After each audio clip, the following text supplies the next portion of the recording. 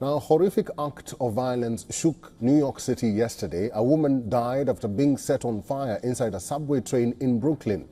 The attack, described by the city's police commissioner as deplorable beyond comprehension, raises urgent questions about subway safety.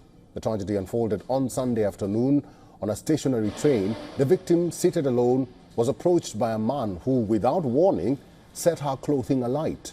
The images are too gory to show on TV. New York City Police Commissioner explains the horrifying incident. It was just before 7:30 this morning when our person of interest and the victim were both riding an F train to the end of the line at Stillwell Avenue in Brooklyn. As the train pulled into the station, the suspect calmly walked up to the victim, who was in a seated position at the end of a subway car. The suspect used what we believe to be a lighter to ignite the victim's clothing, which became fully engulfed in a matter of seconds. Officers who were on patrol on an upper level of that station smelled and saw smoke and went to investigate. What they saw was a person standing inside the train car, fully engulfed in flames. With the help of an MTA employee and a fire extinguisher, the flames were put out.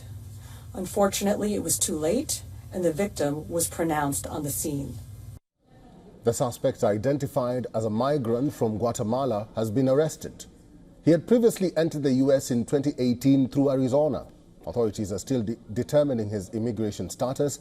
New York police are still investigating the motive behind this gruesome attack.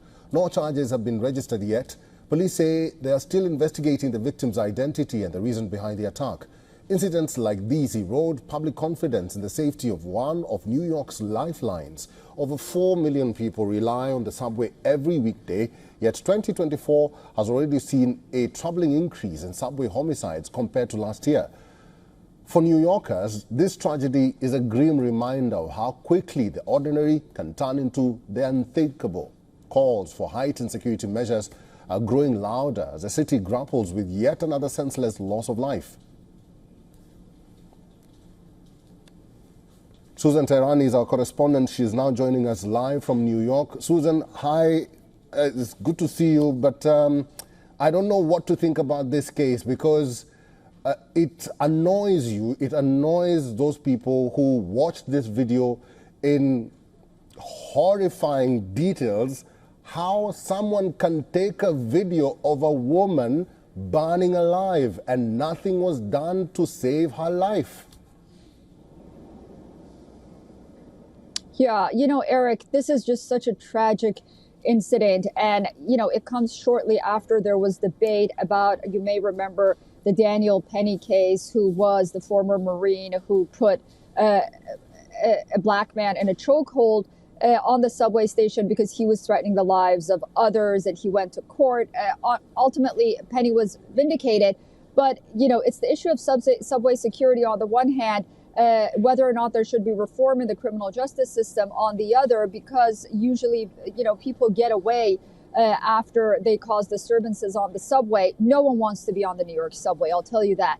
It's only by force. It's because they have no other means of transportation, because it's just not safe. And then it also opens the question about the migrant, the Guatemalan migrant who came into the United States in 2018, was deported once, came back again illegally, wasn't detected, and stayed in New York apparently for months, not only on Randall's Island, but these lavish hotels that the state has set up for them. And what's going to happen with that? So the issue of border security, the issue of criminal justice reform, the issue of safety in New York in general, and the mental health crisis, all of these really seems like culminate in this tragic event that we witnessed Sunday, just a few days before the Christmas holiday. Just absolutely devastating. Susan, has the identity of the woman been given out or provided? No, we still don't know the identity of the woman. We think the police probably know who it is. They just want to inform the family and get more information and then possibly make it public. All right, we'll have to leave it there. Thank you, Susan. For all the latest news, download the WION app and subscribe to our YouTube channel.